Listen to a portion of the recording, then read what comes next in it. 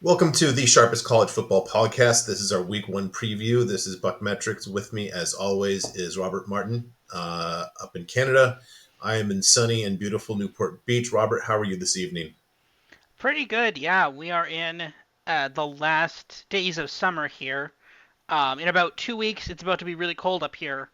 In 2 weeks, it's still going to be warm and sunny where you are. Yeah, it's good. But no, again, we're not quite at this is basically my favorite time of year. Not quite. My favorite time of year is when you can go outside, at least in Canada, throw a hoodie on, cold weather, Saturday afternoon, college football. That's my favorite time. That's fall favorite time of year, right? We're not quite there yet, but man, week 1/0.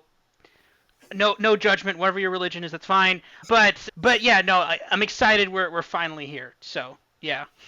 Yeah, a little more than I expected in week 0. We'll get to that in a moment. So first, anybody, this is your first podcast, welcome, thank you. This is the glossary. Go ahead, do a screen grab, copy, and paste into your Sharpest College Football Podcast workbook and refer to it throughout this podcast and the rest of the season. Believe me, you will appreciate and enjoy this if you're a smart person. And if you're not, I don't know. Listen to a different podcast then. That's all I can say. We're not for everybody. We're for most people, though. Let's get to week 0. I had low expectations, and boy, I was pleasantly surprised. 3 pretty interesting games. First, Georgia Tech beats Florida State 24-21. They outgained them per play pretty freaking handily here, 6.5 to 5.0 yards per play. I didn't catch a lot of it early. I tend to hit my favorite Mexican restaurant first thing on Saturday morning and not really get the early stuff. Did check my phone, and DJU had started for 12 for 13 for all of 94 yards, 7.3 per attempt, about less than 8 per completion, which told me that, I saw this later when I caught more towards the end of the game, they just didn't seem to trust him. To that point, Florida State ran 31 times for 98 yards. I really am not one to panic after week 0. I try not to. I want to run by you what I call the Kyle Williams theory. Now, Kyle Williams was a offensive lineman in the absolute heyday of Pete Carroll. He was a backup that came in garbage time of those 2004 and 5 seasons when USC would be ahead by 30 points in the third quarter. Very unimpressive as a backup. And then his senior, he looked unathletic, poor feet, and just not very strong for a lineman. And I thought, let's just wait until he's a starter. And his first start of his senior year, he was just getting bulldozed, just knocked back, and poor feet and not strong. And my theory is, I can overlook anything until you get to a senior season. And if you've got the same problems in year 4 that you've had in year 1, that's just, and I think that's what we're looking at DJU. I think we know what he is. So I'm not going to panic because Norvell can probably work around this to a degree, but I think that we know exactly what they have, and it's what we expected. You along the same lines with me on that? Yeah, this isn't the biggest of surprises to me. Yeah. It's interesting, right? This is the same spread that we had 2 years ago. It was at 11.5 line. It was actually a bit bigger at one point, but it came down to 11.5. It was the same spread that we had for the Nebraska Northwestern game. And people were, with Nebraska, they were calling for Scott Frost's head after it. Now, again, obviously not the same thing, but basically the same kind of upset. Actually, that one was worse. They lost that one. They straight up lost that game. It wasn't even close at the end. They lost about 10. But this game was obviously close, last second field goal. Some very concerning signs in there for Florida State. Obviously, as you mentioned it, yeah, 12 for 13. That part is good. For 94 yards, that part's not as good. Then the part that the stat line doesn't exactly show is that at that point, I think, then he went, I think, like, he had a bunch of missed passes. He started missing a bunch of passes there. And the thing is, those passes were deeper. Those were passes where he was trying to get it 10, 15, 20 yards down the field, and those weren't hitting at all. So then they just said, okay, fine, we're just gonna throw small, quick outs, get the ball down the field, and it worked. And they finally came back. They finally tied the game at 21. But then Georgia Tech marches down the field and kicks a game-winning field goal. Right now, the thing about Georgia Tech is that Georgia Tech actually has a history of upsetting teams. Most notably last year, Miami, where they beat them as a 24-point favorite. They probably shouldn't have beat them, but that's a whole different podcast to talk about why they ended up losing that game somehow. But again, Georgia Tech does have these upsets.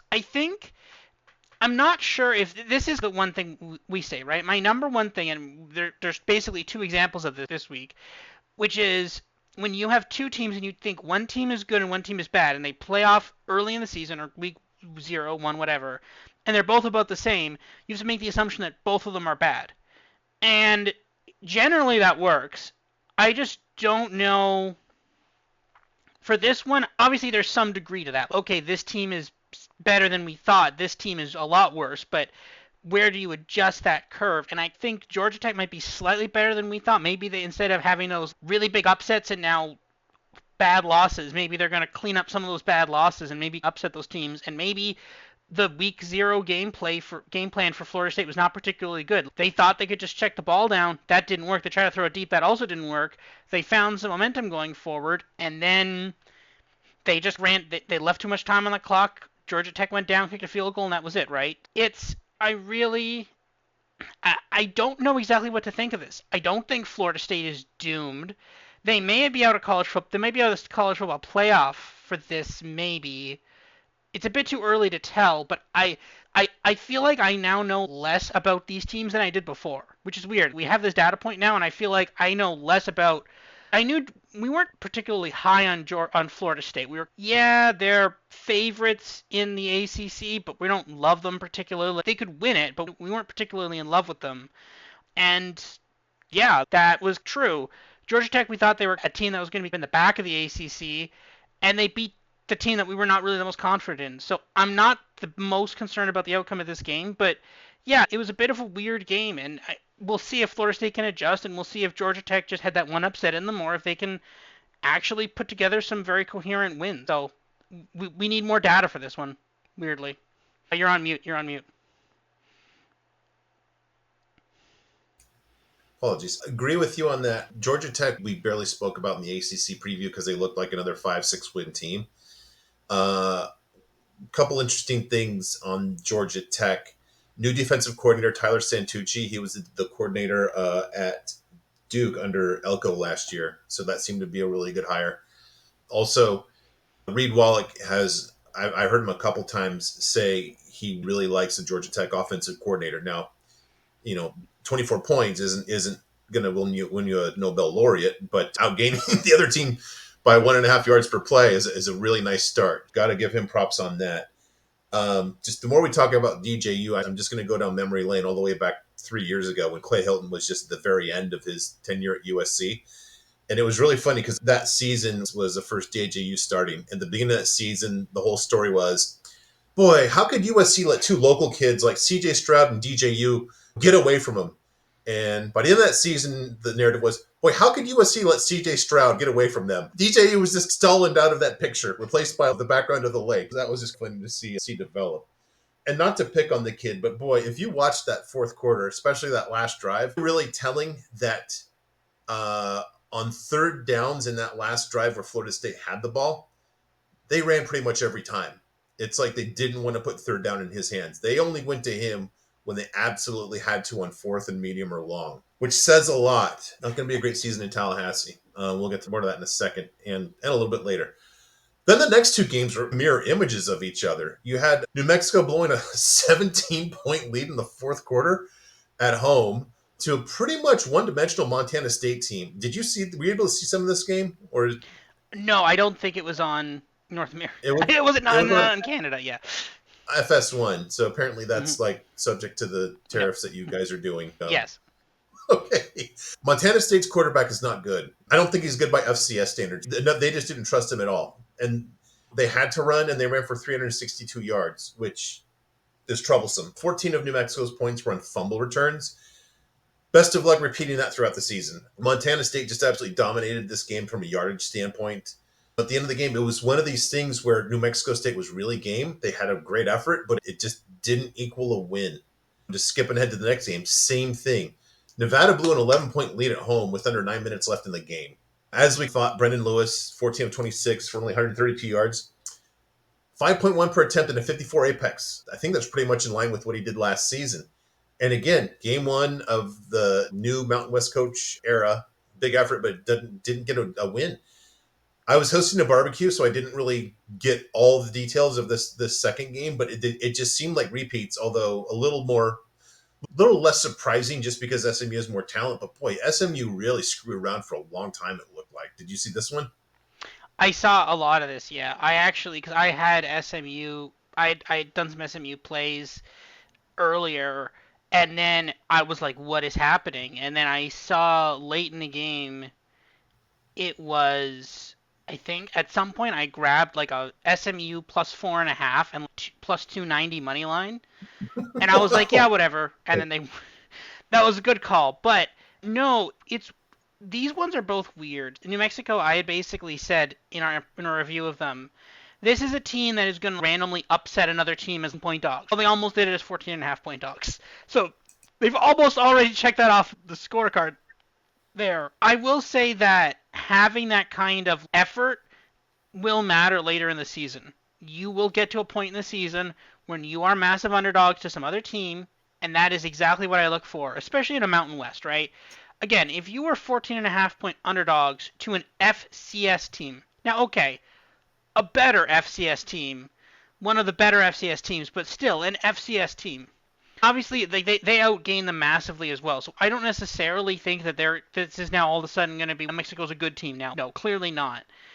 But again, you still lost to an FCS team, and you covered the spread against the FCS team, which doesn't account for much considering the fact that you were two basically touchdown dogs.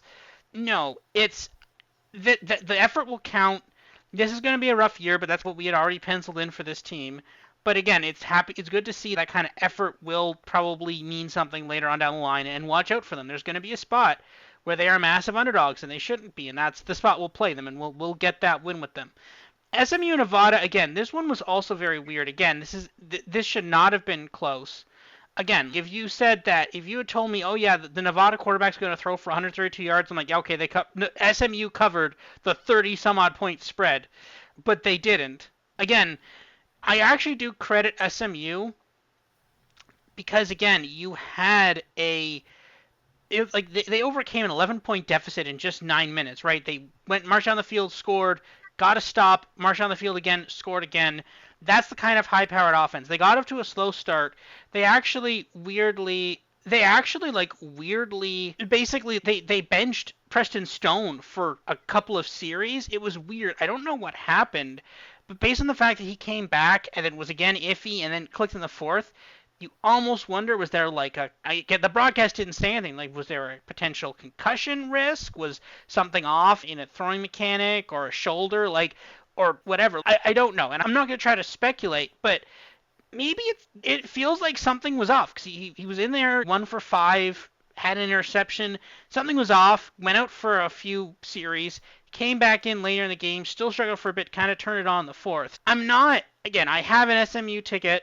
I grabbed it. So after Florida State decided to just completely lose to Georgia Tech, I'm like, okay, SMU's 10-1. I'm going to grab SMU 10-1. And I have not burned up that ticket yet. I could. I have a cash out option. I'm not going to do that. But SMU 10-1 to win the ACC. But I think they need some more work. And I think maybe this was a bit of a tune-up. Maybe something's off with Preston Stone. I don't know. Again, they were going to Nevada, so it's not the biggest trip. But I don't know. It's a weird result, but I give them more credit than I would say Florida State for actually being able to come back and pull off the bigger comeback rather than Florida State, which just gave up that late field goal. Yeah, and that Florida State game seemed to be very much a Seminole crowd. They really had the crowd behind them after they went to tie it, and boy, they just let the air out of that balloon. They just didn't execute. So I agree, although Nevada's not the toughest place to ever play. I'll put it that way. SMU really should have started more quickly. They have so much experience on this team, which is why you and I like them for the ACC. I'm concerned. I'm not hitting the panic button, but I don't like to use up a lot of excuses or narrative in week 0. And so I can go with they just took this game lightly, but all right, I need a few data points to confirm that. So yeah, that was interesting. I was really nervous about that because that had implications for a couple of my futures here, and we'll get to that in a moment. So can't get through week 0 without seeing that there wasn't a specific play where this was the case, where somebody broke the first and only rule of the podcast, which is do not dumb here. We both love this guy. We both think he's done a great job, but this quarterback position at Florida State, our guy has not managed it well. If you go back of like all the quarterbacks that he's recruited since he came into Florida State, Tate Rodemaker, he's at Southern Miss now. good luck with that. That'll be a lot of fun. And like we said in the Sun Belt preview, as a starter, his apex was I think 64 or something like that. So he's in the tougher of the two divisions in the Sun Belt. So not expecting a lot from him. Also taken in that class was Chubba Purdy, who's now backing up 54 apex Brendan Lewis at Nevada after backing up negative 22 apex Jeff Sims at Nebraska. Thinking that those are misses. Now, in fairness, that was his first class. I can get that. First recruiting classes often go pretty poorly. I think one thing that Lincoln Riley did really well at USC was he went really lightly on the high school recruits, because you see a lot of coaches, they get too excited. They bring in 30 high school players and 7 of them work out well. So I'm not going to judge too harshly on the first recruiting class. You're just keeping stuff together. Here's what really hurts is the next year he didn't get a quarterback. He looked at future Southern Miss hospice care quarterback Tate Rodemaker and future backup to Jeff Sims, Chubba Purdy, and said, "Yep, I'm good here. I'm solid. Love it." Maybe he just had irrational confidence in Kenny Dillingham. I don't know, but I think that is what really is why we are in a bad spot here at Florida State right now. The next season, he signed AJ Duffy, who has now lost the starting job at San Diego State to Danny O'Neill. True freshman Danny O'Neill. Congratulations on that. Brock Glenn, who was just like the poster child for just Bambi against Godzilla in that bowl game last year. So he's backing up DJU. I mean, it's not going well here, Robert. I don't know how else to say it. Then he brings in DJU from the transfer portal. It's not like anybody who's not overly optimistic thought this would go well. As I say here, DJU is now pursuing his PhD in game manager quarterbacking at Florida State University. So that'll be a nice degree to put on his wall. Don't know if that gets him anything in the NFL though. And Makes that him leaves us insurance salesman one day. Yeah. God bless him for making all the money he can this year. I'll just say that. Great. You're playing at a big program. Get the money while you can. All in favor of that. Which I'm saying leaves Luke Kromenhoek looking at a ton of pressure in next year. You look at all this, and just for it to come down to one guy, he's not managed this well. And we don't even know. That's assuming that Kromenhoek isn't also along the same lines as all these others so far. This is rough. This is really rough. I don't want to say he can't do it, but Jesus, the narrative needs to turn drastically. Yeah, you look at this and you're without Jordan Travis here, Yes. things look a lot different for this program, Who we right? inherited, remember? That Yes. wasn't his guy. Yeah, that's the thing. So I will say that it's a bit like obviously you got DJU through the transfer portal. You're clearly having an issue recruiting quarterbacks. Maybe you were really high on DJ. Maybe the head coach of Oregon State was a lot better than we thought he was. We'll maybe talk a bit about that later. But this is the thing, right? I'm not sure, there was definitely better quarterbacks available in the transfer portal. Maybe that's going to be what they do next year. They're going to go after a couple of these transfer portal guys again. You can't tell who's in the transfer portal yet because no one has played a game yet, so we'll see. But maybe this is what they're going to do. Maybe they're going to be one of these transfer portal teams where they're just going from transfer portal quarterback to transfer portal quarterback to whatever, right?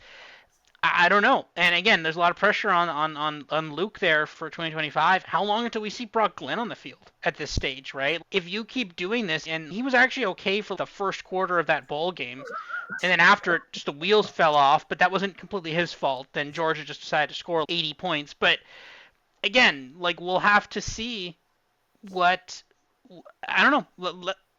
I don't know if the problem was just a bad game by DJ, bad game plan. I don't know what the problem was, but if this keeps happening, if we see this against Boston College on Monday, yeah, Yeah. I think there's gonna have to be some changes.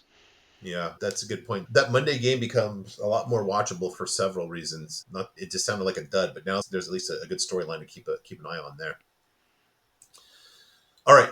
Before we get to week 0 or week 1, I just wanted to go over our preseason play. So here's mine. I separated these up between love and conversation pieces. I mentioned last week I went to Las Vegas to make these plays. Interestingly, the best numbers that I got were typically at BetMGM, which makes sense since that's more of a sucker book. Not a lot of action at Circa because they're the sharpest. They're going to have the sharpest lines. Superbook, they're known to kind of, how do I say, post their own number. to get some action. So there were a few plays that basically that were Superbook was by far the best number, which I just found that all interesting. I didn't even think of going to BetMGM, but as I stayed at the Vidara and spent all of one day at the Aria, I figured why not give them a shot, and they did have a lot of good prices for as their square book. So we've gone through, I think, all of these in the previews except for Milroe Heisman. That's a new one, and that's really the biggest thing there was I co-host a podcast at uscbasketball.com about USC basketball. My co-host actually is the host of the official Heisman Trophy podcast. And so before I went to Vegas, I was just chit-chatting with him. We were interviewing one of the assistant coaches, and after that was done, I asked him about the Heisman. He liked Milroe as some good value. Not that he pays too much attention to the lines, but he liked that. So I just, for a very small bet, put that as a conversation piece bet. I think we've talked about most of these, but anything stand out to you as particularly grab your mind as, wow, I've got a different line of thinking on that. Yeah, I no, I actually do like most of these. I think the Nevada one is in a little bit of trouble right now. Maybe. You can't get that one. That one's off the board. Outside of that, though, I like all of these. Texas State playoff is a little bit much. I think you're forgetting Liberty there. Maybe. I don't know what they'll do though. Again, That's why. yeah, That's why I that's the took thing, that. right? No, there's value there, right? USC Big Ten title at 22 to 1 is interesting. I did put something on that a bit today. I don't know if they'll be able to get the Big Ten title, but USC playoff is 100% in play, right? SMU, yeah, a lot of these make sense. We have talked about a lot of these. I do a lot of them. Yeah, I think there's nothing really that I disagree with. No, I like pretty much all these crossover. I think the Auburn under is, I'm not sure if you got that earlier, but I think that one is different now. Actually, you know what? That's minus 135. I screwed that up. Ah, okay. Yeah, that makes more sense. Yeah, that one, yeah. I played that one today. I got it minus 130 on a book, and I still like that. So I'll cheer for Auburn to go under anytime. That's fine. I'm good with that. Okay. All right. So then we get to yours. Yeah. Mine are a bit different. So mine are spaced between FanDuel, Bet365, and Bodog or Bovada, depending on if you live in the States. So some of these are new. Some of these we haven't talked about exactly. So Colorado under 5.5. You're getting at plus 110 right now. I think I got it at plus 105 or plus 100. I can't remember exactly what I got, but it's moved slightly. There's some juice that's coming out in Colorado. Don't believe that. Apparently, they were courting the Saudis to give them money, which is just insane. I don't understand. You can't do that. That's actually kind of foreign interference, but okay, whatever. I guess we're just gonna. I guess you could do that in college football. You could like openly have other states interfere in college football NIL. So I guess that's okay. But fine. So yeah, there's just so much about this program that I don't believe in this program right now. I think there's a bunch of internal fights. There's Deion Sanders getting out there saying we're everybody's Super Bowl. No, you're not. You're a mediocre at best team. I don't think this team is particularly good. I think they did really. I think people are super hype on them because they thought TCU last year was good. Turns out they weren't good. But now people are like, oh, Shador Sanders is good. And I'm not saying Shador Sanders is bad, but if the rest of the team is bad, and not just bad, but like really bad, one good quarterback is not the only thing keeping you from being a mediocre team. That's the thing. So I'm taking the Colorado under 5.5. This screams like 4 or 5 win Colorado team to me. And again, this week, actually, we'll talk about the games later, but they're only 9.5 point favorites against an FCS team and a good FCS team. So watch out for that one. And Tennessee over 8.5. Again, this book ends it with you. You were talking about Tennessee to make the playoff. I think those kind of go hand in hand with each other. Tennessee's schedule is not bad at all. I think they play Georgia, but that's about it in terms of their schedule. So I do like them to go over. If you like them to go to the SEC championship game, that's a thing you can. Tennessee over 8.5 to go to the SEC to win the SEC to make the college football playoff, etc. Right? Rutgers over 6.5. Again, this is a team. I think they went 6-6 last year. Now they have a better quarterback, so maybe they could actually do something. We're down on a bunch of the Big Ten teams this year. We think they're a little iffy. So yeah, I don't mind taking a little bit on Rutgers over 6.5. I think they could definitely beat up Washington or UCLA or that tier of teams. I'm not sure exactly how many of those they play. Michigan State over 4.5. This one is interesting. This is one I bet a while ago. Actually, it was 5.5, and I had it at a better price. Now it's over 4.5 minus 165. So I think I have this at like close to even. The interesting thing about this is, again, the coach from Michigan State, who was the former coach for Oregon State, what's his name? I can't remember his name right now. Jonathan Smith. S Sorry? Jonathan Smith. Jonathan Smith. Jonathan Smith. Yeah, Jonathan Smith. He was DJU's coach. And he got something out of that guy, and now Mike Norvell, a coach we're very high on, couldn't get anything out of DJU. I'm assuming he worked some sort of miracle there. So yeah, maybe he can work some sort of miracle at Michigan State. Over 4.5. Again, the Big Ten is not the hardest schedule. They're not the hardest conference this year. ASU, Arizona State University. It's ASU because Arizona State University would not fit into that box. But over 4.5. Again, this team was not particularly good last year, but they were competitive in a lot of games. They did a lot. We praised Kenny Dillingham there a lot of times for doing really smart things. This is more of a gut play. Again, we're not putting a mortgage on this or anything, but it's, hey, you know what? Maybe you can get to 5 wins, right? And I'm getting +1 for you. So that's not bad. Michigan, no CFP. I got this months ago at -110. Now it's ballooned all the way up to -185. But I still think it's a pretty good play. I think Michigan is now doing the whole two quarterback thing. They're going to be playing this week with two quarterbacks in preparation for their game next week with Texas. That sounds great. That sounds like that's definitely going to work. Yeah, maybe they're not going to make the playoff this year. Nebraska. Oh, go One ahead. thing, back to Michigan real quick. I didn't really realize this until I was just looking up, I think it was yesterday, last night, or maybe even today. You look at Sharon Moore's resume. He was only offensive coordinator for 3 years, and before that, he was a position coach. That's a light resume for a program like Michigan, especially with how heavy the fingerprint/imprint of Harbaugh is on that program. So, yeah, I've got real questions about Michigan. So, sorry to cut you off there. Go ahead. No, 100%. And I have questions about Michigan as well. I feel like the funniest thing would be for them to beat Texas and then just lose a bunch of other games, because I think that's probably would be really funny. But anyways, next up, another Big Ten bet. Nebraska, over 7.5 in Nebraska College Football Playoff. This is a team we like. We think they actually have a relatively easy schedule outside of, they play Ohio State and I think USC. They're And at outside of that, USC. it's very manageable, right? Yeah. Yeah, you only have to lose you have room to lose two of those other very winnable games, right? Yeah. Not all of them are completely winnable, but there's a lot of very, like, all those other games they should be very competitive in, right? Over 7.5. And yeah, if we're looking at college football playoff, and we'll talk about this in a second because we have our rankings here, they are very competitive. I was filling out the college football playoff thing, and we'll talk about it in a second, but as I got down the list, you know what?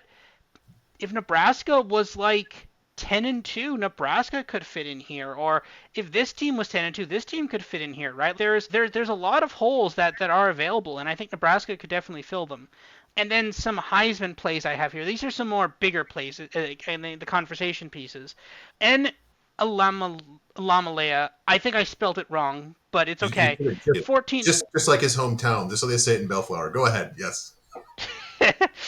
No, 14-1 to win the Heisman. I think outside of Dylan Gabriel to win the Heisman, that's probably the best bet. Again, I cannot. I got him at 15-1 a while ago.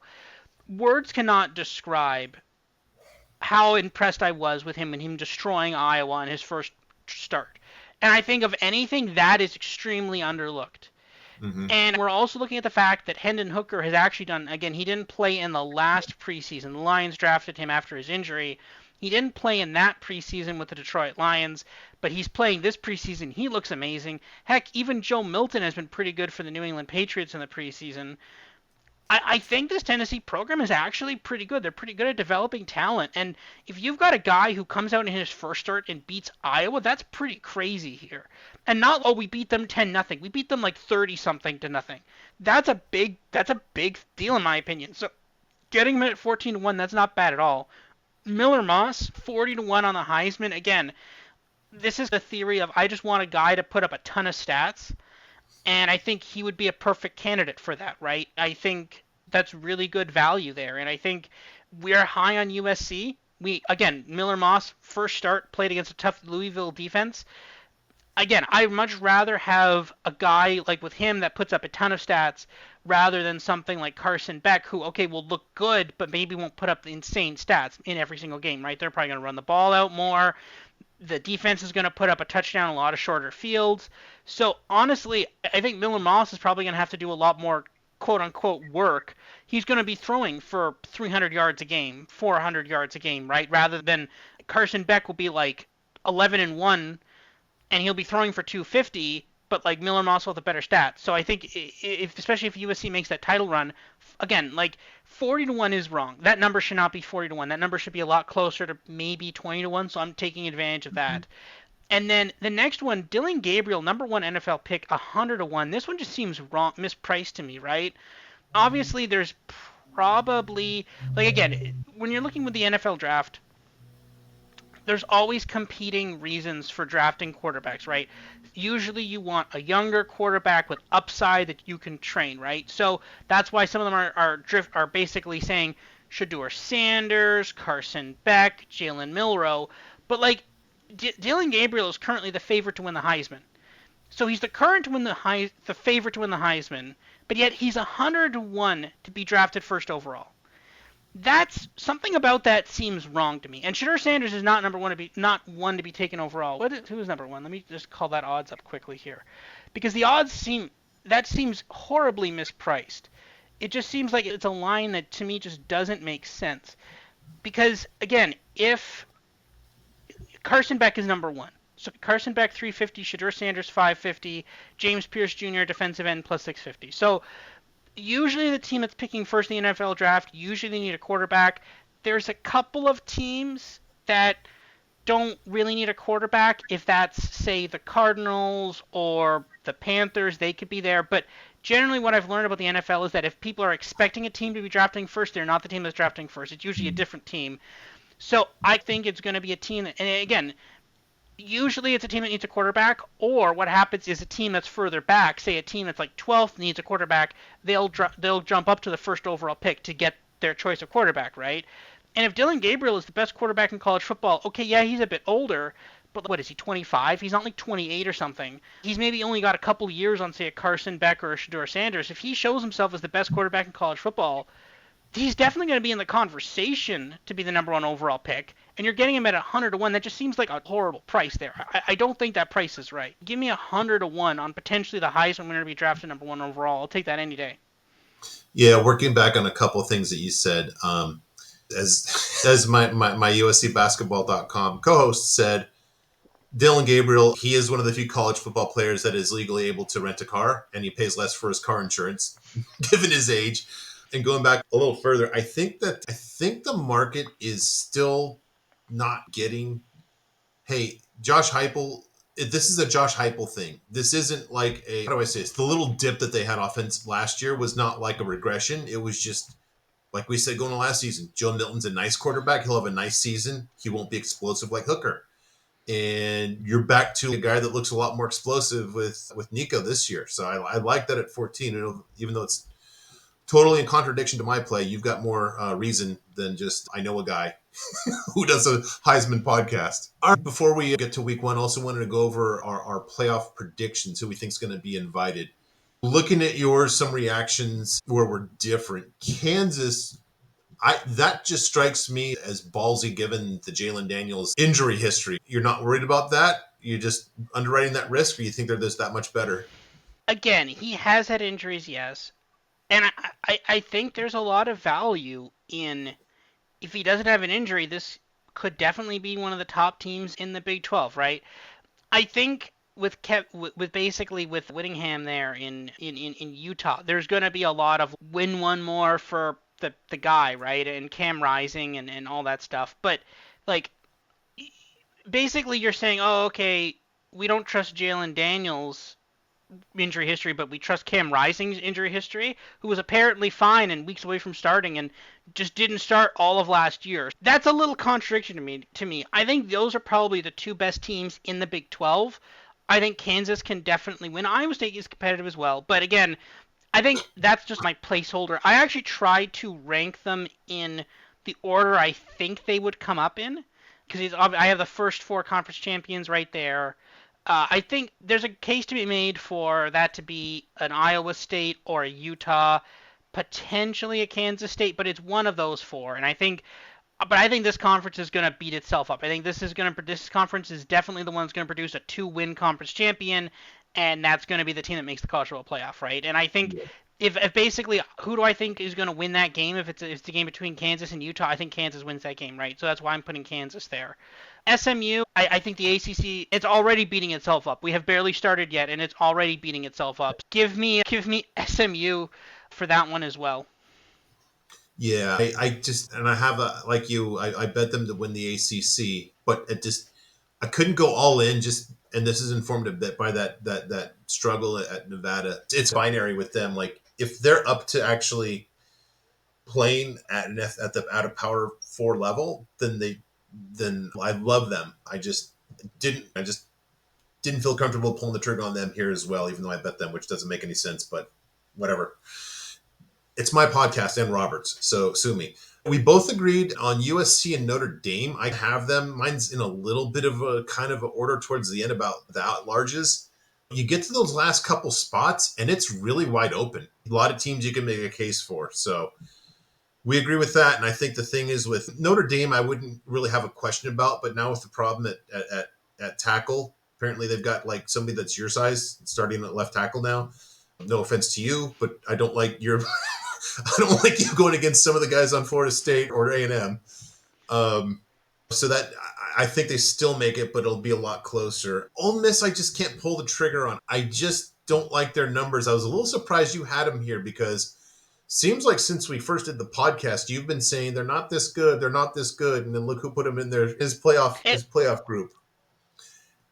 it's I was no that's a very fair criticism. I don't think they're that good, but I was realizing as I was filling this out, I'm like, I'm really Big Ten heavy. There's no way the committee's just going to chalk this up of Big Ten teams. I'm sure that the committee that is definitely not funded, that is definitely funded by ESPN, is definitely not going to put the league that ESPN owns the media rights to. They're not going to only have one or two teams. Again, call me a conspiracy theorist, but no, there's definitely going to be more SEC teams. So I was okay. What's the next best SEC team? I think Alabama's going to have a couple losses. I was just trying to find the next best ones, and I think Ole Miss, maybe Missouri in there.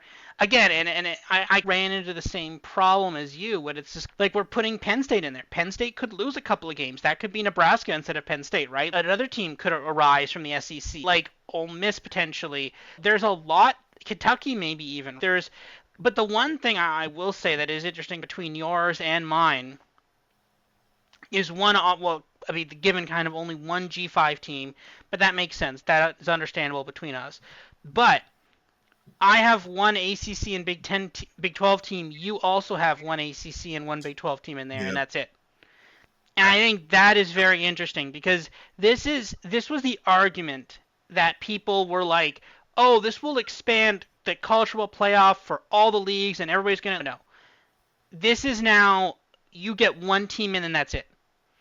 And for the ACC and the Big 12. And it's going to basically, the rest of the slots are going to get filled up. Like, the debate, and this is why people, like, and again, the idiot there at ESPN on the commercial break in the halftime show for the Florida State Georgia Tech, they showed a graphic of like how the playoff worked. We're like, oh, the seeded teams, and he showed a graphic, and he's, oh, I'm sure none of you understood what I just said. I'm like, no, like it was so infuriating because it's okay, like you are at halftime for a game between Florida State and Georgia Tech being played in Dublin in week 0. Who do you think is watching this game? Do you really think that the only people watching you right now are people who are fans of Florida State and Georgia Tech? Do you actually think that is who's watching this game right now? The fact that ESPN seems to think that they are apparently just watching the first game of the season is people's only source of information on college football is Yeah. insane. Yeah. That was like extremely angering and like I think offensive to their own viewers. Like, you guys don't understand this very simple graphic I just showed you. Like, of course we do. People know the teams have changed conferences, that how the 12-team playoff works. They wanted this 12-team playoff for years. You finally gave it to them, right? So the idea that, oh no, people won't understand it, that was just offensive. That guy's just an idiot. I don't know why he said that. That was just really dumb of him to say. But no, this is what this is going to become now.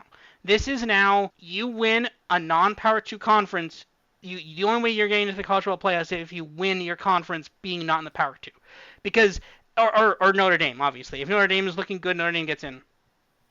Because if the other conferences have this talent suck, which is what we're seeing potentially with where all the good players are going up to the P2, that your team, all the teams and things are lower quality, and then because of that, they're more likely to beat themselves up, get more losses, and then oh, okay, this 2-win team gets in here.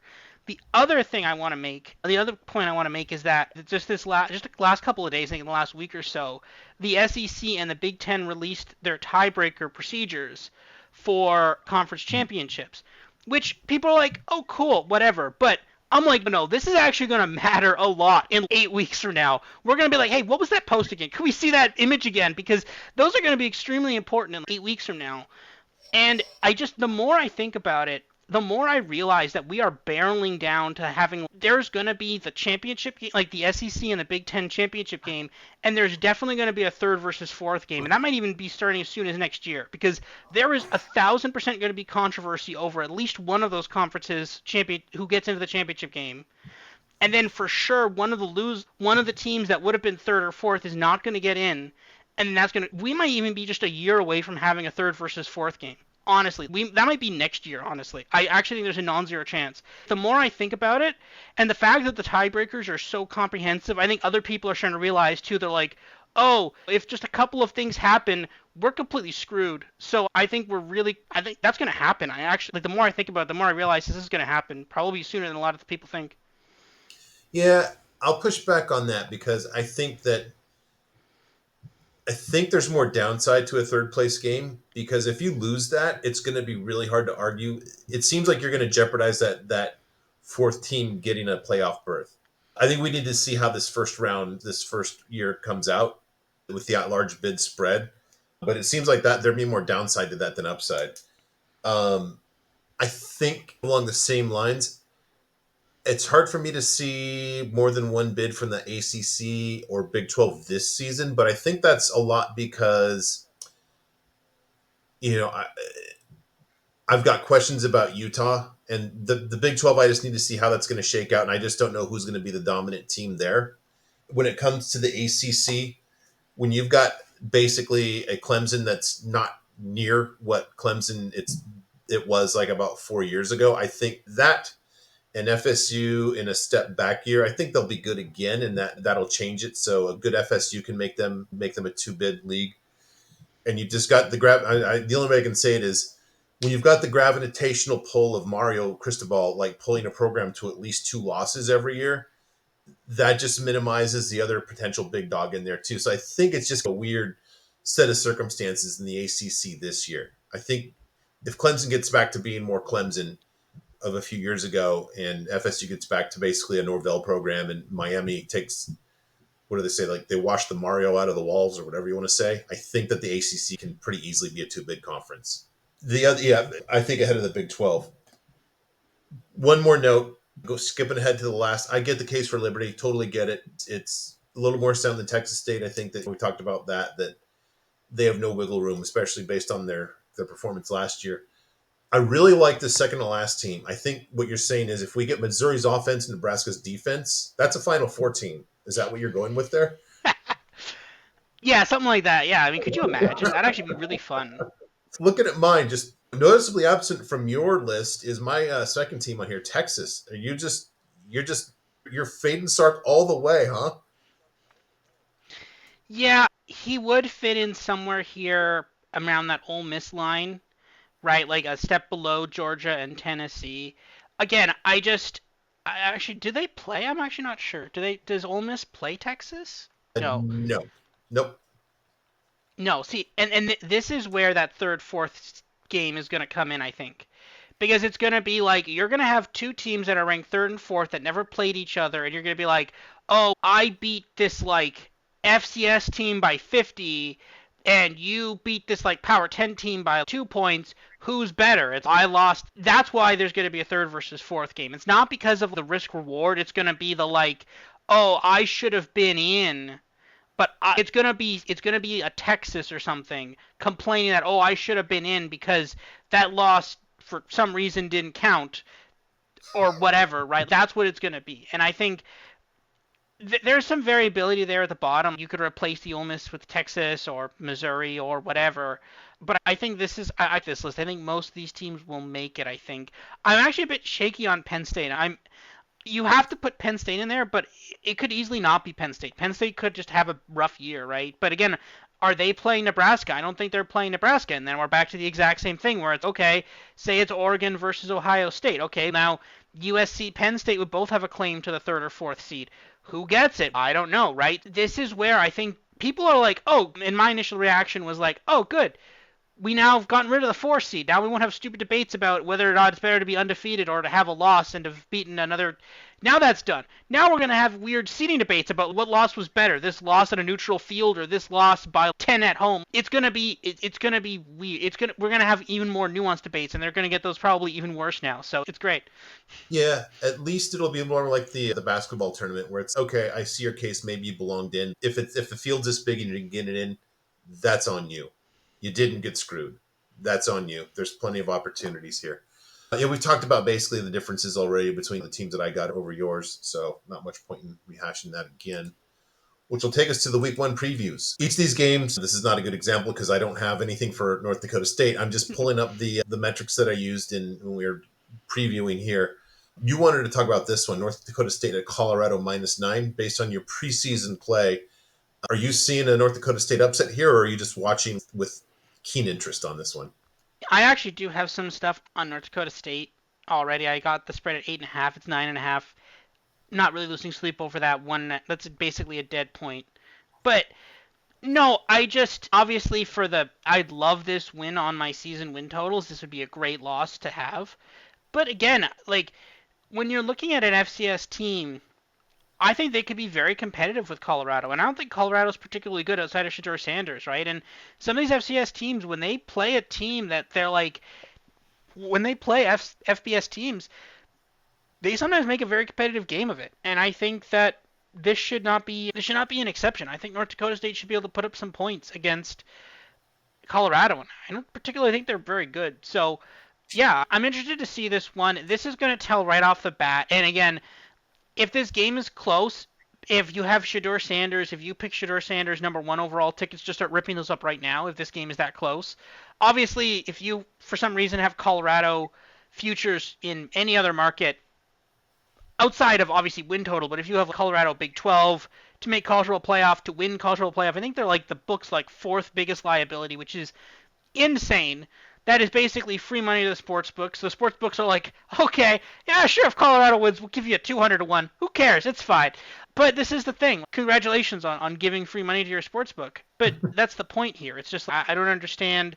This is going to really set the tone for just how good this Colorado team can be this year. I think it's going to be like worse than people are pricing in, so we'll see. But yeah, no, I expect North Dakota State to give them a pretty good run for their money.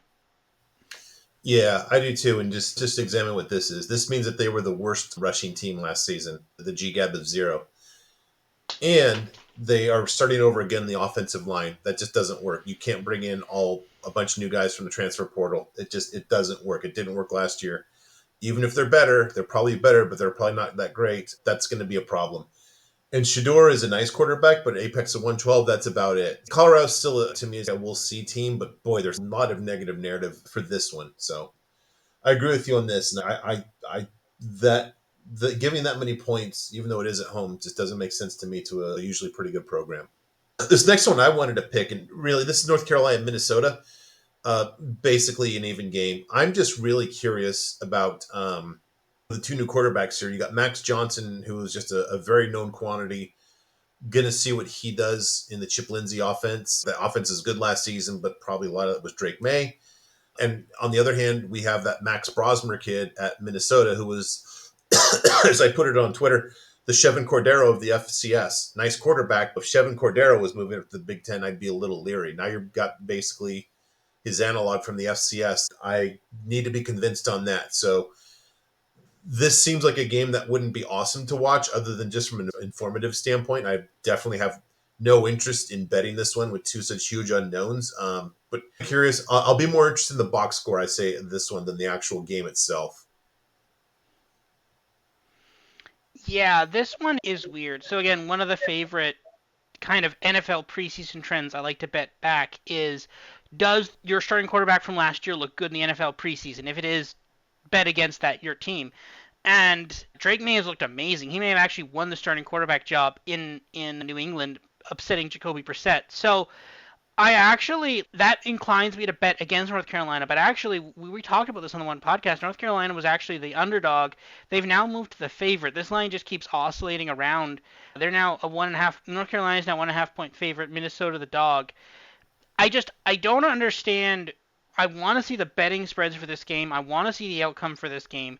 Honestly, either of these teams winning this game would not surprise me at all. I would be, I think, somewhat it's weird, right? It should be so obvious that the obvious play here should be North Carolina. North Carolina is the team that if you told me who's going to win this game, I'd say North Carolina. But the fact that the line was so small, and we might find that 80% of the money is on North Carolina, and that's why the line jumped the shark. And when I see the betting spread in probably a day or two, if 80% of the money is on North Carolina, I'm immediately going to go bet Minnesota, because I feel like you should not be this confident in this game either way. And if the money is moved this game from Minnesota favorite to North Carolina favorite, I will gladly get on the other side of that boat, because I have no confidence in either of these quarterbacks. And if everybody has confidence in the one guy, I'm going to bet on the other guy. Yeah. The other thing too is, as I see here, is Fleck likes to really run the ball and dominate the clock, and with a lot of returning offensive linemen and just a quarterback that just, if he can just be competent, maybe that just gets him back in his comfort zone. Because they stunk last year, and I think a lot of it was just grasping once the quarterback play started to really stink. So, all right, this next one, Coastal at Jacksonville State, who's giving 2.5. This is interesting to me based on one new quarterback for sure, maybe two. Logan Smothers takes over at Jacksonville State. He actually did better than that. Than I forget the kid's name that started last year. You can see that he was a 74. The team apex last year was a 62.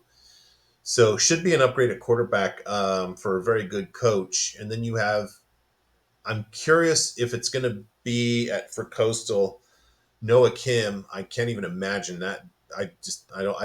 Tim Beck, just, the guy's resourceful and finding ways to amaze us, and wonder what the hell is he thinking. Or it's that Nathan S. I forget his name. The guy that played, he had 5 starts last season. He ran around a bit. He's decent. They actually had a decent record with him, and so of course Tim Beck wanted to replace him. I like Jacksonville State. Jacksonville State had a good defense last year. They lose quite a bit. You see some red here in the defensive metrics, but geez, just from a coaching standpoint, I always got to go with Rich Rugg over Tim Beck. Not going to bet this one, but really going to keep an eye on the quarterbacks again. This is why I like this one. What do you see in this one? Yeah, I unfortunately already grabbed Jacksonville State -3.5, so I'm getting the worst in the number here. But not the most concerned about that. I do Jacksonville State here again. This one is going to be interesting, right? Is Jacksonville State potentially competitive in Conference USA, right? Are they going to be competitive in Conference USA?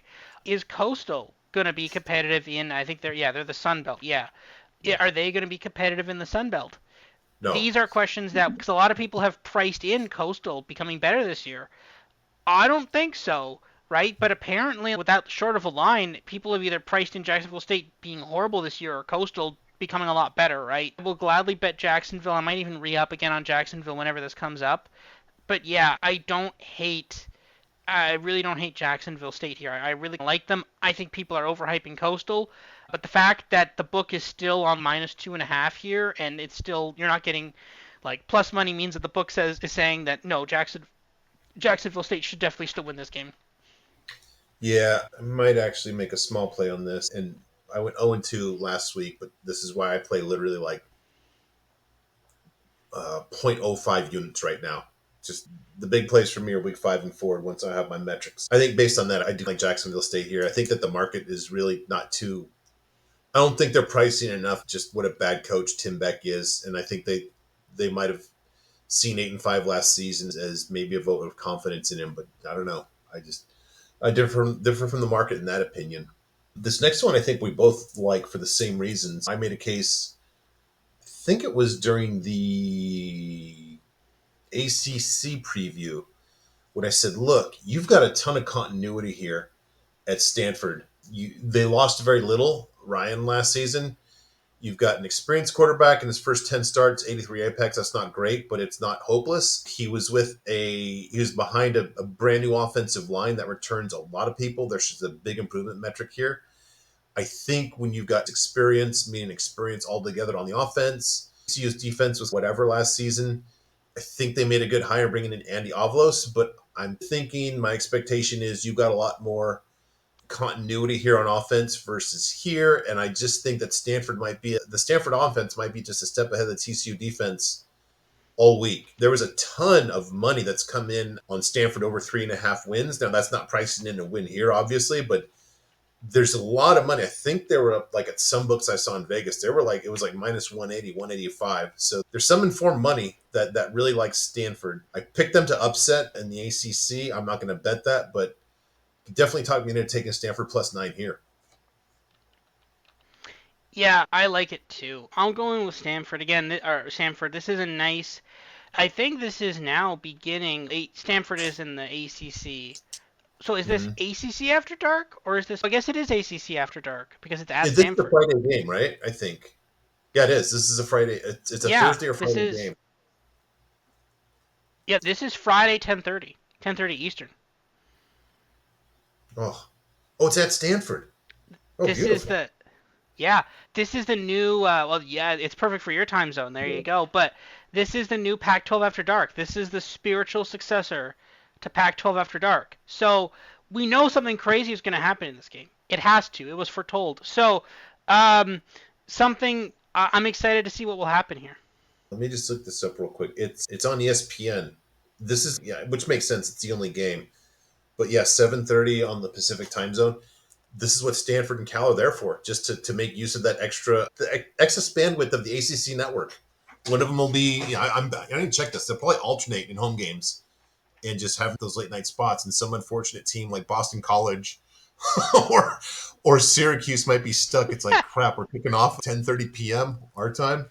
Yeah. So all right, we're same mind there. I You wanted to talk about this one. I'm going to just let you go first because I'm curious where you're going with this, and then I'll just chime in. So you speak first to this one. Penn State giving 8 at West Virginia. Yeah, so this one is interesting for me. Penn State last year was like a covering machine. They really did good against ATS, especially against overmatched teams. You always question whether or not James Franklin knew the number. At times, it seemed like he definitely knew what the number was and was trying to get to a number. But for Penn State, though, like this line is pretty short. I think last year they played. Now it was at Penn State last time. I think it was either 10 or 14, something along that lines. It's shrunk significantly. Drew Aller was struggling in their spring game. They were trying to have him throw more deep balls. He was struggling with that. Don't know what the issue with that is, but again, this is another game. This game is now feeling very similar to that Georgia Tech Florida State game, where it's like Penn State is a team we've picked not to necessarily win the Big Ten, obviously Florida State to win the ACC, but Penn State's not a team we're expecting to win the Big Ten. But if you put away West Virginia, then okay, I'm a lot more confident in your ability to make the college football playoff. If you start struggling with West Virginia here, if you win this game by the last second field goal or something like that, then I am a lot less confident you're going to the college football playoff or you're even going to be competitive in the Big Ten, let alone making it to the playoff, right? That's when you start opening up the doors and wide open for USC, Nebraska to get in there, right? So that's what I'm looking for in this. I want to see how well are they able to put away West Virginia. If they really struggle against West Virginia, I think the Big Ten is a lot more open, especially for college football playoff slots than we think right now. Yeah, interesting points. This is not, and I'm definitely not going to bet this, but just a lot to talk about here. Offenses were about the same last season, although just from a raw yardage standpoint, you had West Virginia better in that. Now they did it against obviously weaker opponents in the Big 12 versus the Big 10 and all the nasty defenses there. But returning a lot more Ryan. The passing game has just not been explosive for a long time now at Penn State. Um, Interesting, really big advantage you see at quarterback here for West Virginia too. And then this is a lot of continuity, a lot of experience, and a lot of guys in their prime here on the offensive line too. Penn State has a case to be one of the best defenses in the country this season, along with Ohio State. They were like number 3, I think, at the end of last season, and they have a huge improvement metric. So this is boy, this is watchable. Unfortunately, it's the big noon kickoff game, which makes it a little less Morgantown than I would love. I would love if this was the 5 p.m. Eastern. You would be able to smell the whiskey, whatever they drink in West Virginia, through the TV, and it would be unbelievable. I think it'll still be a good crowd, but that's a game I want. I want the crowd just getting 8 hours to get warmed up for that one. So I think, and I can't blame Fox. This is a cool game, but man, if this was a 5 p.m. game, oh, chef's kiss on that would just be that. This would be maybe to me the game to watch this weekend, just because of the venue and the background here. All right, Clemson versus Georgia. I don't know. Just to start the conversation, just are you just thinking this line is short? Like we're just there's just a bad number here. Clemson is the team people irrationally bet on, right? The thing about Clemson is the fact that Florida State was struggling against Georgia Tech. People are like, okay, let's go bet Clemson. I'm like, why is that the first thing you No. think of? The first thing you thought, I bet on SMU. They struggled, but they still won. Some people thought Virginia Tech, but people are like, oh, Clemson's going to win the ACC now, and now they're the favorite. I'm like, why is that the conclusion you're drawing? You're like, oh, Clemson's ex quarterback is now on Florida State and they suck. Okay, that's an indictment of Clemson in the first place, by the way. That's not really, yeah, let's get the guy who scouted that guy. Let's bet on the team who scouted that guy to be their quarterback the first time. No, Cade Klubnik, not great. Apex of 64. You're like, yeah, that guy. He's definitely going to improve a lot this year. No, that makes no sense. So, Georgia is one of the best teams. This is a team that's going to be out for blood, specifically because of the way last season ended, because they lost to Alabama and then they just decided to take out all their vengeance on Florida State. They still have some vengeance left in the tank. We'll have to see. But this is the thing, right? Georgia will take glee in destroying Clemson, right? Huh. This is what they will Yeah. do. I already have some money on Georgia here already. I want to see this number. I want to see how big this gets. I think if anything, this line is way too short. But we'll see. I suspect the reason it's too short is because there's a lot of Clemson money in on Clemson and not on Georgia. That's what's pinning this line under 14. But I could be wrong about that. Again, this is a huge result. How dominant is Georgia? Is Georgia going to win this game 30? We all think they are. And if they don't, if Georgia wins this game by 7, I know people are going Yeah. to be like, oh, it means Clemson good. I'm going to be like, no, giant bet Tennessee. That's when I'm going Tennessee to win the ACC, Texas to win the SEC. That's the first. If suddenly Georgia is barely putting away Clemson, that will put me on Texas. I will then bet Texas. That's what the line would be. I'll be like, okay, fine, I'll bet Texas. But I'll bet on Texas or Tennessee to win the SEC. Not, oh, Clemson's going to win the ACC now. I'm like, no, Georgia isn't as good as we think, right? This is what I'm looking for in this game. Does Georgia do what we expect them to do, or is this closer, as the line would somewhat imply? Yeah, two really good defenses last year. Clemson's pass defense is ridiculous. 34 defensive apex. 52 is amazing. 34 is just out of this world. Now, I think there's better passing offenses in the SEC than the ACC. You've got a lot more continuity for Georgia here on the defense, and it's not going to be crazy to call this roughly a draw on defense. And I go here. There's such a difference at quarterback here. This is a huge advantage for Georgia. Unbelievable. Do I think Carson Beck is elite? No, but I think he's really good. Along the same lines, I think that I don't. If I think of the teams that can have the best offenses in the country, I think probably Oregon, USC, Texas. You probably disagree with me on that. Tennessee. I don't think Georgia breaks into the top 2 or 3 there, but I think they're definitely a threat to be like in the top 4 through 8. And I don't think Clemson's in anywhere close to that. This kind of strikes me as like Clemson. It's like a dam breaks game where Clemson's just hanging on by one score, and after a while, it's just their own 3 and outs are crushing them, and they just can't keep up. The defense is going to be asked too much. So I think I'm with you. And again, these are like literally 0.05 units of plays until I get my metrics. But I think just for a conversation piece, as we say, I think I'm going to go with Georgia here. Oh boy. How did I do this? I was in a big hurry yesterday. How did I not put 7 pictures up for this just to accompany the graphics here? I Yeah, don't even know where to start. Let me just start a storyline out here and you can take it from there. I'm going to all give you right. like the lead paragraph. Florida, led by a resurgent Graham Mertz, found a way to defeat a Miami team determined to lose this one under Mario Cristobal. You can take it from here. Yeah, that sounds like what's about to happen. I don't understand why Miami is the favorite in this game. I don't. They're at Florida. It's not that far, Florida. It is within Florida. Probably a, half hour plane ride? Maybe? I don't. This should not be Like, I don't understand why Florida is a dog at home in the swamp. That they usually do pretty well there.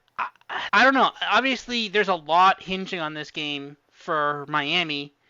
Um, they're the second favorite in the ACC now. They lose this game, that's not happening, right? How good is Cam Ward at Miami? We're gonna get some data points on that immediately.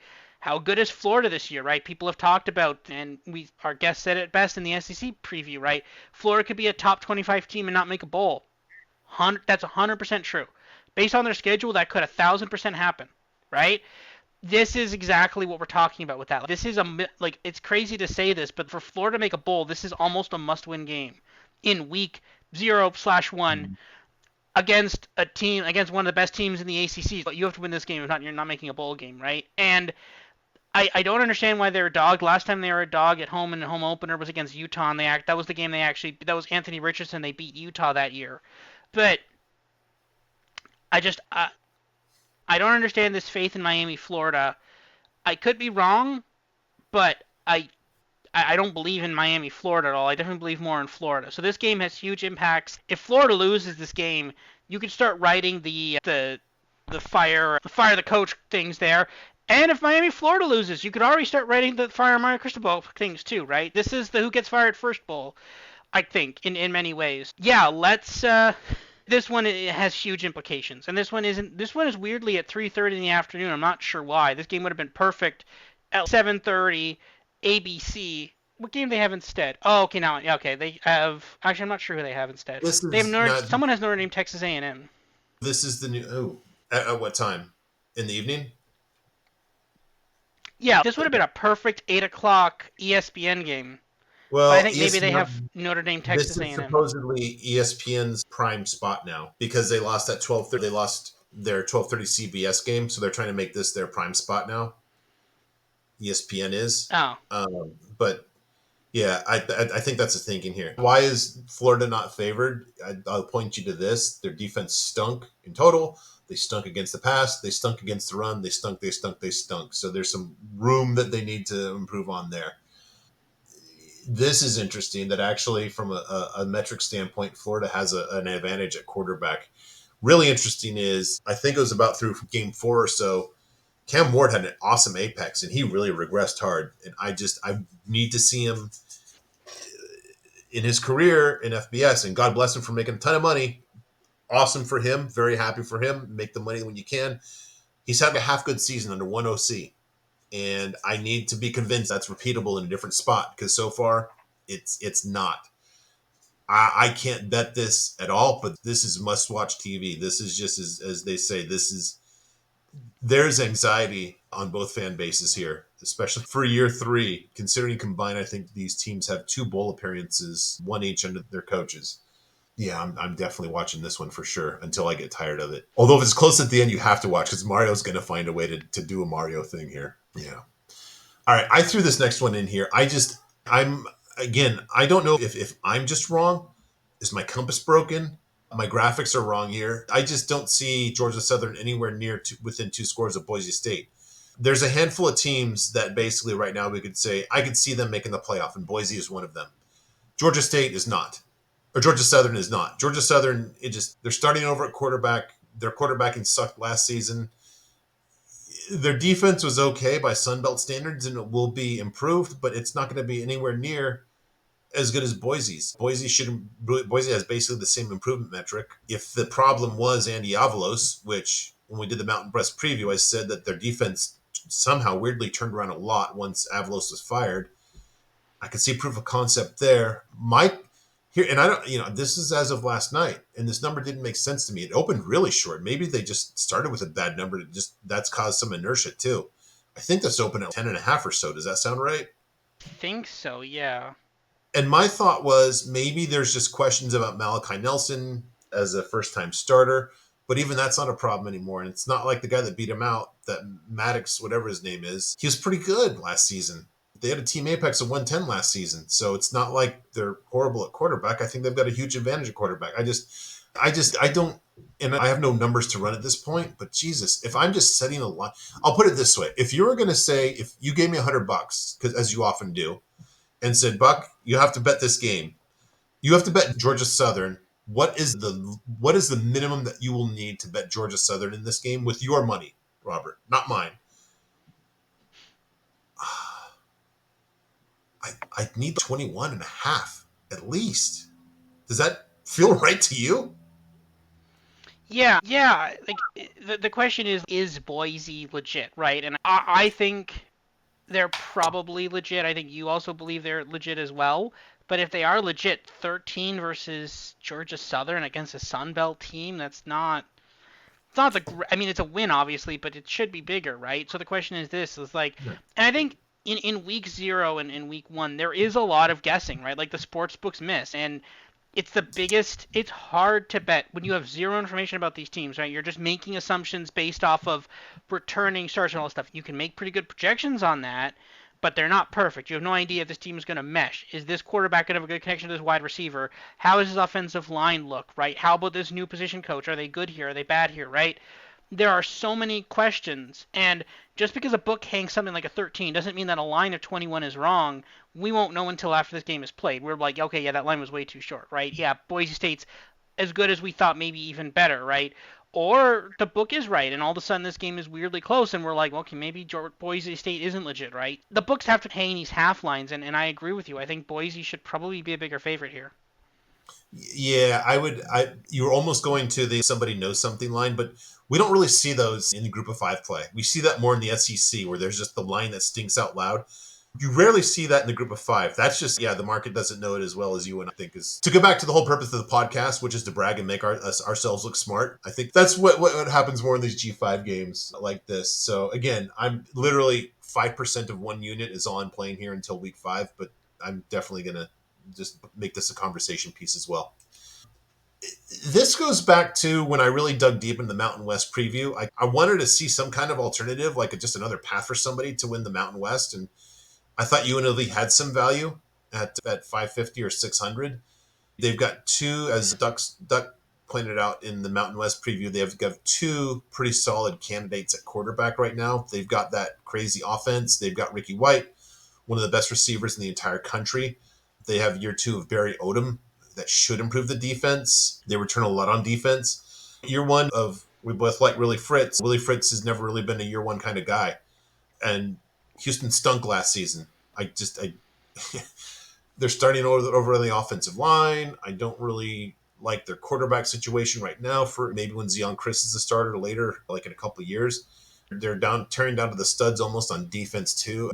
I don't know if the market's just not getting, this is a year 0 versus a year 2 who really accelerated through year 1. I don't know if the Houston home field is just that much more awesome than UNLV. Is this a, hey, there's no humidity in the desert play and they're not going to be able to take it because Houston's like the most humid place in the entire United States, it seems? I don't know. This line just, I guess it's hard to have a team like UNLV as a road favorite, but Jesus, if I can get at 1.5, some unlicensed books will actually post a money line at that. And if I can get a money line on UNLV, I'd definitely take it here. Yeah, there is a good. That's a very fair point. I don't know. Houston is probably going to be doing a bit of a rebuild over the next couple of years. UNLV seems like a pretty good team on the ascent. You almost wonder if some of these lines are like. I feel like for some of these, you basically have to like. If you put Houston as a dog, everybody's gonna be like Houston, right? The group Yeah, of Power Four team, right? yeah. And You're I just feel like almost even guessing. You're not even even now, guessing what a, yeah, you're not guessing what a real value is. It's just you're guessing what the market is going to think at the end of the day, just so you're not caught with a big swing. Yeah, that's a good point. I think it's of course the Big 12 team is going to beat a Mountain West team, right? And even at the minus 125, you're probably going to have 80% of the money on Houston, right? That's another one. If you see the splits are really one way on Houston, then you know to bet UNLV, right? Because they're telling you we're okay if we put money in on UNLV, right? Like I'm a big believer in betting against the market, especially the market's on one side. And I feel like with a line of minus 125 and not 3.5, it means everybody is betting on Houston. They're keeping it pinned that way. They're like, we're not going more. We're not going to give you a 3.5 on UNLV or a 3 or something. We're not going to give that to you. We're going to keep it under 1.5, right? That's my guess. But again, this line is relatively new. I don't think it's. No, it's been out for a couple weeks. But a lot of these kind of lower tier games have not had a lot of money come in on them yet. I will be interested in seeing where the betting splits on these. Actually, maybe some of them are on PFF. Let me check that right now. But no, some of the betting Yeah, splits on these are fascinating. Yeah, I could see this one actually jumping to UNLV. I was going to ask you by the time this kicks, I could see UNLV as basically a point and a half favorite or so. I don't know how you look at Houston and say, yeah, they're a favorite, other than just, okay, they're from a bigger conference and they're at home. But Jesus, what are you hanging your hat on here? Willie Fritz, and that's it, right? Literally, that's it. I don't see anything else that you yeah. like here. It's you're just hoping Fritz is able to do it, right? Yeah, it's very. I believe in UNLV. I think they're better, but Willie Fritz, is he really worth that much in the first game of Houston? Yeah, It took him a while to build up UTSA. You're like, oh, he's got it immediately. I don't know. yeah, yeah. All right, next one here: Notre Dame at Texas A&M. The Aggies given 3. My quick take is I need to see the. I guess the bad news is the good news, which is this will probably the toughest test for the new Notre Dame tackle. Texas A&M had a good defense last season. They've got a better defensive staff this season, I think, especially with Elko. That'll probably be the toughest situation for the Notre Dame offensive line. So I'm waiting to see here on that. You might remember that in the Futures podcast number 2, way back in early July, I liked Notre Dame, and I didn't end up betting that given the uncertainty about the offensive line. But there's still a lot to like about Notre Dame with Riley Leonard at quarterback, Mike Denbrock at offensive coordinator. The defense, I think, is always going to be good under Freeman. I think we're at that point, like Oklahoma with Venables. This is never going to be a question. But this is a tricky spot. That -3, and again, with everything so new at Texas A&M, I can't bet either side of that. The other thing too is remember Texas A&M, their offensive coordinator is Colin Klein, and I think people are sleeping on just what a good job Bobby Petrino did last season. And if you look at Colin Klein's basically his Wikipedia page, it might as well be in purple and silver because it's all Kansas State, and I just don't know how accretive that is over a Bobby Petrino offense. Who Bobby Petrino's probably not somebody you want to take care of your kids when you're overseas, but he's a great offensive coordinator, and I think there might be a little trick there. Actually, I might be talking myself into an under here. What's the total on this one? That might be a play here. Yeah, yeah. 46 and a half. That's a bit No, low. that's you know what? I like that. I think there's just I might do that.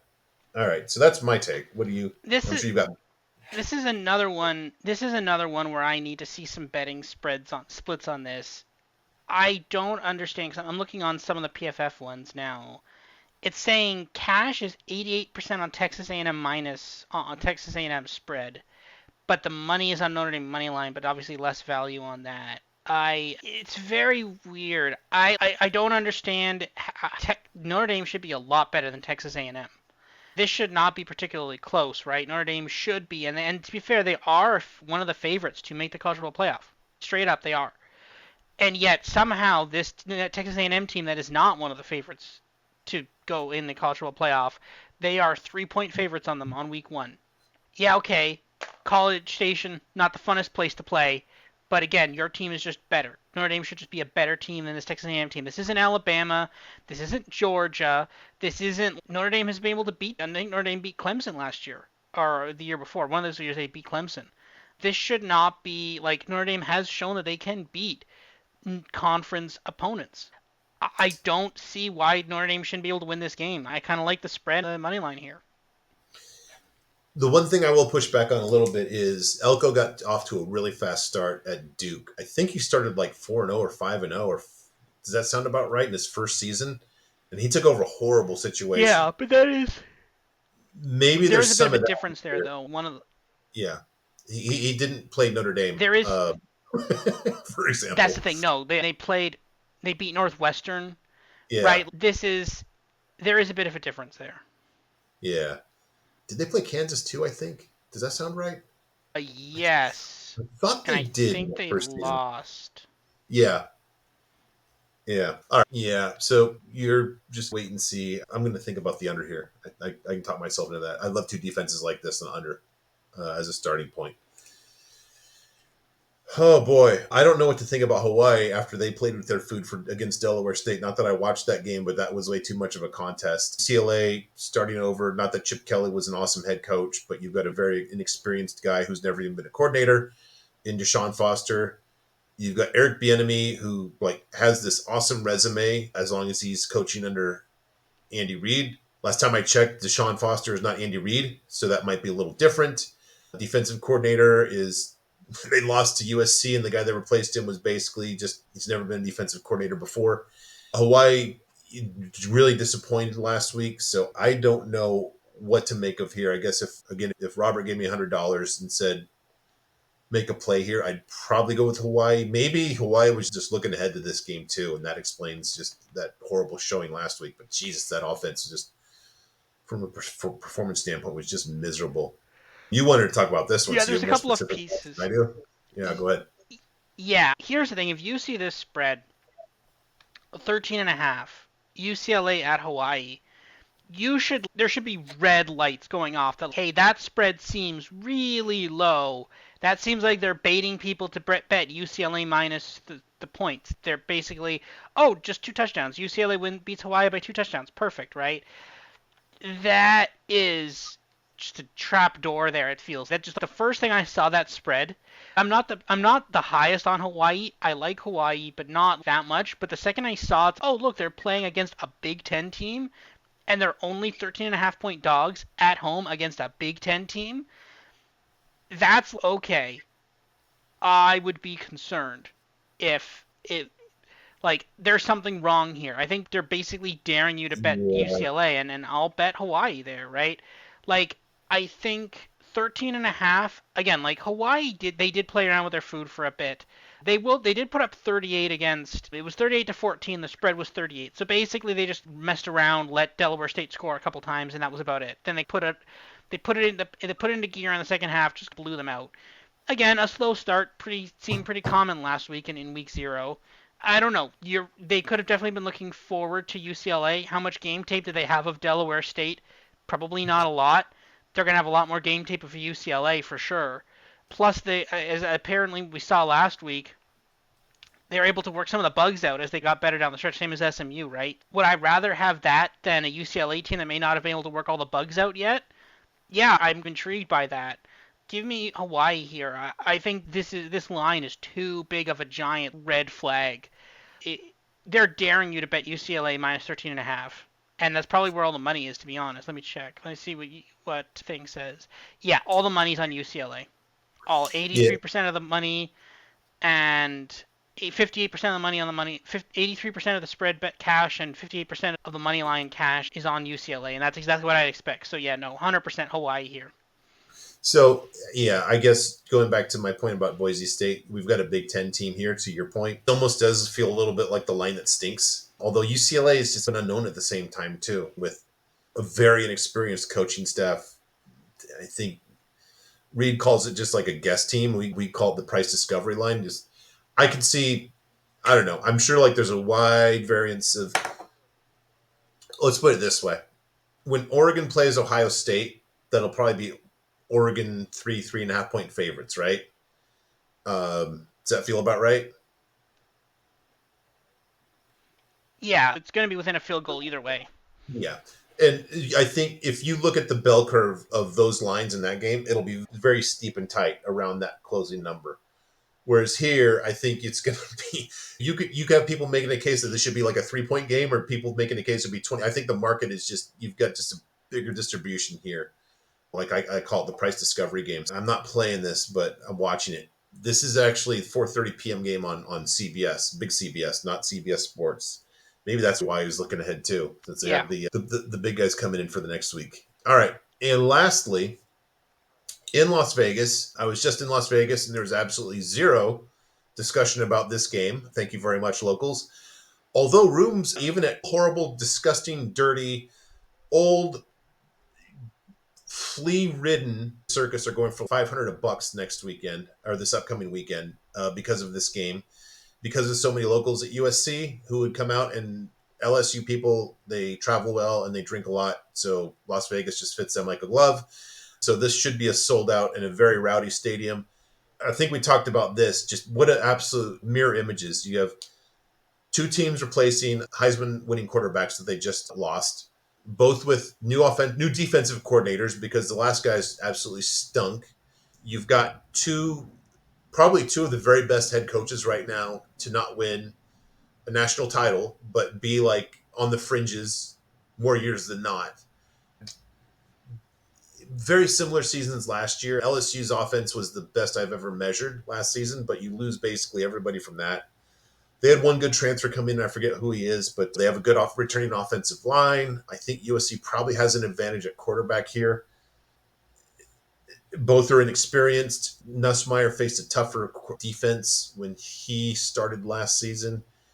This could come down to who has more immediate upside on the defense, and maybe that's USC. This might be kind of like my thinking here is just kind of like the case that you and I have made for USC to be on the edges of the Big Ten, which is, hey, if the defense is just okay, the offense should be good enough. Plus, this line's come down from 6.5 to 4.5 across dead numbers, maybe not six. Most of that move is across dead numbers, which is fine, but not playing this because I'm too emotionally involved. But there's just so much game I'm going to watch intently, obviously for personal reasons and because it should be a good football game. LSU seems to have carved out a niche for them for being like one of these spotlight opening weekend games on a Sunday or Monday. This is going to be such an informative game on so many levels that even if I wasn't a fan of one of these programs, and I am a big fan of Brian Kelly too, that there's just a lot to take from this game. Yeah, this is like almost a kind of like in some ways like an elimination game. It's like winner of this gets an immediate boost of shot to their national championship game hopes. Loser is reeling and is in deep trouble. And it's now again not a death blow either way, but if you lose this game in your USC, okay, you've got a bunch of teams that are just as good, if not better, than LSU coming up. But if you lose this game as LSU, you're like, I got a bunch of teams that are just as good, as not better, than USC coming up too, right? This is where loser of this game is suddenly like really tight to get to the college football playoff, right? Now, but the winner of this Yep. game is like, hey, I beat that other good team from the other good conference, right? So this one is going to be fascinating. This feels very similar to another Sunday night game in the start of last year's season, which was Florida State versus LSU.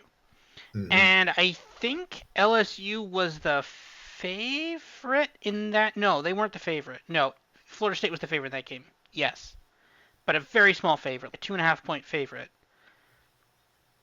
I think Florida State was a very narrow favorite in that game, if I remember correctly.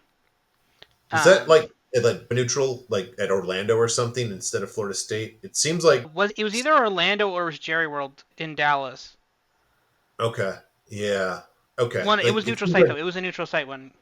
they played twice, and both times it was at neutral sites because Yeah, college football does really dumb things like that.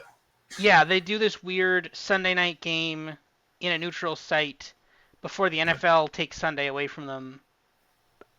It's cool. Apparently, they just decided to keep playing LSU in this game for some reason. I'm not sure why. Maybe LSU's maybe got nothing better to do on a Sunday night before the Saints play. I start playing, I guess.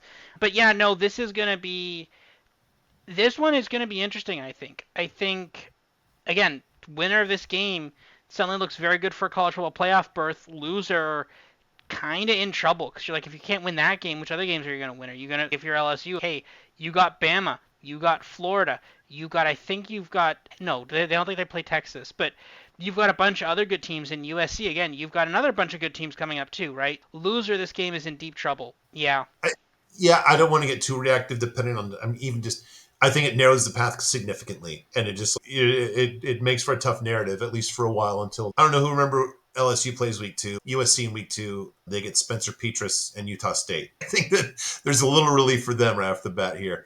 Yeah, what's interesting, I think week 2 LSU hosts UCLA, which makes UCLA is going from at Hawaii to at LSU.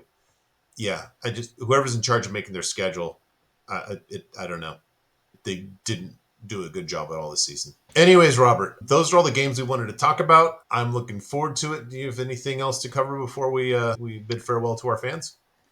Yeah, I think I'll just quickly make one more note. We have a Monday game this week. We didn't Right. when we were making the slideshow, we didn't mention it.